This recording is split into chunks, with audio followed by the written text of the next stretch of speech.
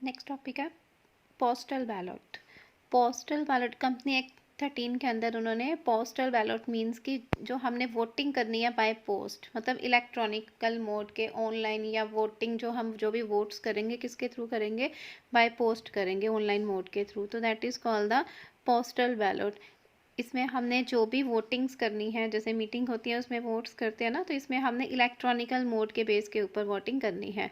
पर company act 13 के अंदर जो भी पब्लिक लिस्टिंग कंपनी होती है ना, वो अपना एक रेजोल्यूशन पास करती है मीटिंग में कि उनको ये फैसिलिटी जो है, जनरल मीटिंग में रेजोल्यूशन पास किया जाएगा कि वो पोस्टल बैलट फैसिलिटी जो है वो क्या करेंगे, यूज़ करेंगे। तो उस रेजोल्यूशन वो पास तभी होगा अगर सेंट्रल गवर्नमेंट जो है वो उनको डिक्लेयर करती है कि वो जो भी वोटिंग है बाय पोस्टल बैलट के थ्रू कंडक्ट कर सकती हैं। Mandatory list to be transaction through, कौन कौन सी कंपलसरी है सेंट्रल गवर्नमेंट के अकॉर्डिंग, उन्होंने कुछ ट्रांजेक्शन है जिनके लिए उन्होंने जो है वो एक लिस्ट प्रिपेयर किया, जो वो जिसमें ट्रांजेक्शन जो है वो पोस्टल बैलट के थ्रू होंगी, like alteration of object close of memorandum, alteration of article of association, कोई भी आपने remover, change in the place of registered office, change in the object of company, issue of shares, buy back of share. अगर इसमें कुछ भी changes alterations करनी है तो ये सारा काम जो है वो सेंट्रल गवर्नमेंट बोलती है कि आप लोग पोस्टल बैलट मतलब ऑनलाइन थ्रू, इलेक्ट्रॉनिकल मीडिया के थ्रू आप जो कर सकते हो, उसके लिए आपको वहाँ पे जाने की पर्सनली ज़रूरत नहीं होती। नेक्स्ट आता है प्रोसीजर फॉलोड। प्रोसीजर फॉलो, क्या प्रोसीजर फॉलो करना है अगर आपने पोस्टल वॉलेट के थ्रू करनी है। First one is notice. सबसे पहले तो कंपनी को जो है वो एक रेजोल्यूशन पास करना पड़ेगा अपनी मीटिंग में, जिसके लिए वो एक ड्राफ्ट रेजोल्यूशन जो है वो पास करते हैं। उस नोटिस में उनको एक्सप्लेन करना पड़ेगा कि क्या रीज़न है, किस रीज़न की वजह से वो जो है वो अपनी एसेंट जो है वो return postal ballot electronical media के थ्रू भेज रहे हैं, और ये उनको resolution with in period of 30 days, जिस दिन उन्होंने नोटिस भेजा ना उसके 30 डेज के अंदर अंदर उनको उसका रीज़न जो है वो सेंड करना पड़ेगा। मोड ऑफ नोटिस, नोटिस जो भेजना है वो किसके थ्रू भेजना है, स्पीड पोस्ट या रजिस्टर्ड पोस्ट के थ्रू, ठीक है। एडवर्टीजमेंट, उनको उन्होंने जो भी ये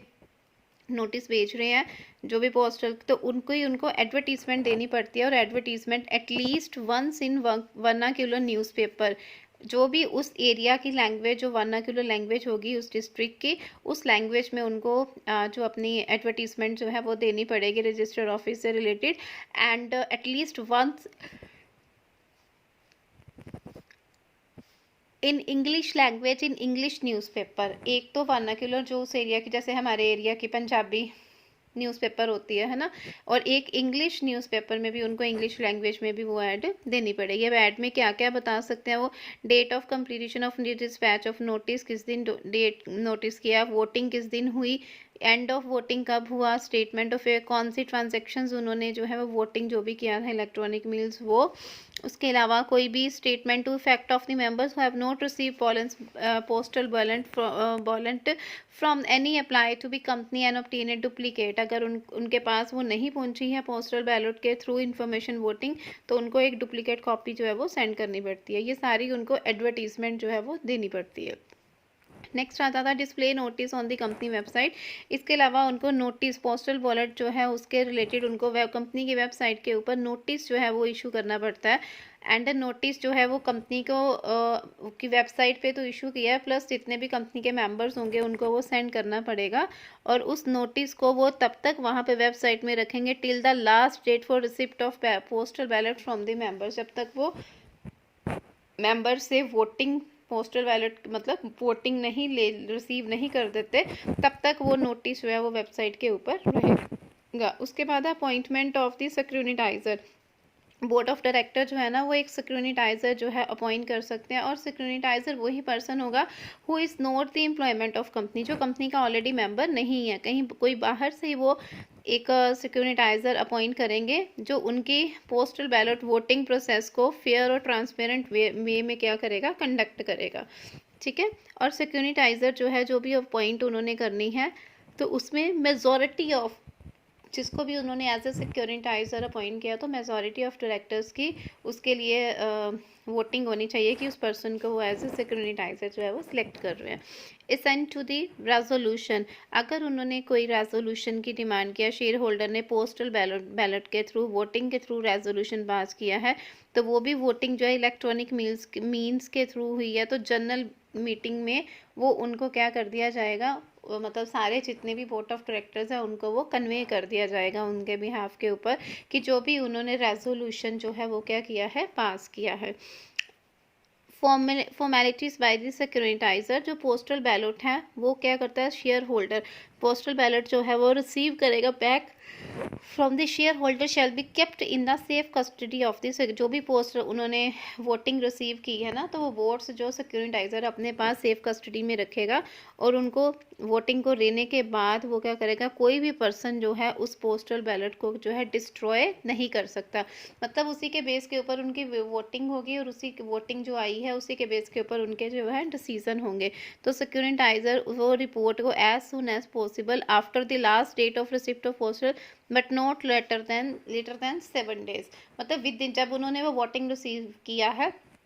उसके विद इन 7 days वो क्या करेगा, अपनी एक रिपोर्ट प्रिपेयर करके जो है वो क्या करेगा, सेंड करेगा। अब उसने जो रिपोर्ट रजिस्टर मेंटेन करनी है, मैनुअली भी कर सकता है और इलेक्ट्रॉनिकली भी रिकॉर्ड बना सकता है, और उसमें जो भी पर्टिकुलर्स होंगे, name, address, portfolio number, client ID number, share holder, वो सारी इन्फॉर्मेशन जो है वो दी होनी चाहिए। ये था आपका टॉपिक पोस्टल बैलेट। नेक्स्ट आ जाता है small share holders on the board. अब स्मॉल शेयर होल्डर्स का मतलब क्या होता है, means a share holder holding share of nominal value of not more than 20,000 rupees, मतलब वो स्मॉल शेयर होल्डर्स जो जिनकी नॉमिनल वैल्यू जो है वो 20,000 से ज़्यादा नहीं है, 20,000 रुपीज़ से ज़्यादा नहीं है, तो उनको हम बोलते हैं स्मॉल शेयर होल्डर्स। जो भी लिस्टेड कंपनी होती है वो एक डायरेक्टर अपॉइंट कर सकती हैं as a small share holder, जिनकी जो पेडअप नॉमिनल पेडअप कैपिटल है 20,000 तक होगी, उनको वो as a small share holder जो है वो अपॉइंट कर सकते हैं। Election of the small shareholders director, सबसे पहले तो लिस्टेड कंपनी जो है वो not upon notice of not less than 1,000 small share holder या फिर 1/10 of the total number of shareholder whichever is lower, उनको small share holder director as a small share holder elect कर सकते हैं। मतलब जितनी भी listed company है वो या तो 1,000 note less than 1,000 small share holder या फिर 1/10 of the total number of the share holder, इनमें से विच एवर इज लोअर उनको एज ए वो स्मॉल शेयर होल्डर जो है वो अपॉइंट कर सकते हैं। इसके बाद small share holders intending to propose a person as a candidate for the post of small shareholder, उनको जो उन्होंने स्मॉल शेयर होल्डर की पोस्ट के लिए उनको अपॉइंट किया है तो shall leave a notice, उसका एक नोटिस जो है वो उनको इंटेंशन एटलीस्ट जब उन्होंने अपॉइंट किया है तो उसके 14 days के अंदर अंदर बिफोर जब उनकी मीटिंग होगी ना, उस मीटिंग में उन्होंने स्मॉल शेयर होल्डर को अपॉइंट करना है, तो उस मीटिंग के 14 days के अंदर अंदर उनको क्या करना पड़ेगा, नोटिस ऑफ देयर इंटेंशन जो है वो एक देना पड़ेगा, और उस नोटिस के ऊपर उनके सिग्नेचर होने चाहिए, name, address, share held, portfolio number, मतलब जिसको भी वो as a small share holder elect कर रहे हैं उनकी सारी डिटेल उस नोटिस में होनी चाहिए। Notice shall be accompanied by a statement signed by a person, जिस भी पर्सन को उन्होंने प्रपोज किया ना as a small share holder, तो उनके ऊपर क्या होने चाहिए, साइन होने चाहिए, और साथ में क्या इन्फॉर्मेशन होनी चाहिए, उनका DIN number, director identification number, he is not disqualified to become a director, his consent to act as a director, कि वो एज ए स्मॉल डायरेक्टर काम करना चाहता है तो उसकी अपनी कंसेंट, तो वो सारा रिटर्न में उन्होंने स्टेटमेंट उनकी लेके उनके ऊपर साइन करवाने हैं। Such director shall be consider as the independent director, उस डायरेक्टर को हम जो है वो एज ए इंडिपेंडेंट डायरेक्टर ही कंसिडर करेंगे। नेक्स्ट आ जाता है appointment of small share holder director shall be subject to provision of एक्सेप्टेटा, such director shall not be liable to retire by rotation, इन डायरेक्टर्स को हम रोटेशन के थ्रू रिटायर नहीं कर सकते। On the such director tenure as small shareholder director shall not exceed period of 3 consecutive year, 3 साल consecutive वो as a small share holder काम कर सकते हैं। On the expiry of tenure, तो उनको आप दोबारा भी रीअपॉइंट कर सकते हो, जब 3 साल बाद उनकी वो हो गई है, टर्म सर्विस की ख़त्म हो गया है, तो उनको दोबारा as a small share holder reappoint किया जा सकता है।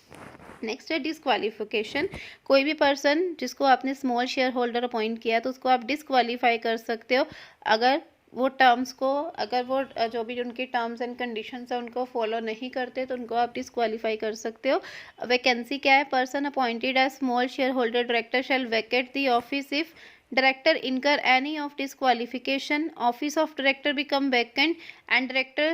Ceases to meet the criteria, कि वो जो भी क्राइटेरिया बनाया है उसको फॉलो नहीं कर रहे हैं, या डायरेक्टर जो है वो किसी भी तरह की डिस्क्वालिफिकेशन, जो स्पेसिफाइड डिस्क्वालिफिकेशन है उनको फॉलो कर रहा है, तो उस केस में आप उनको as a small share holder disqualify कर सकते हो।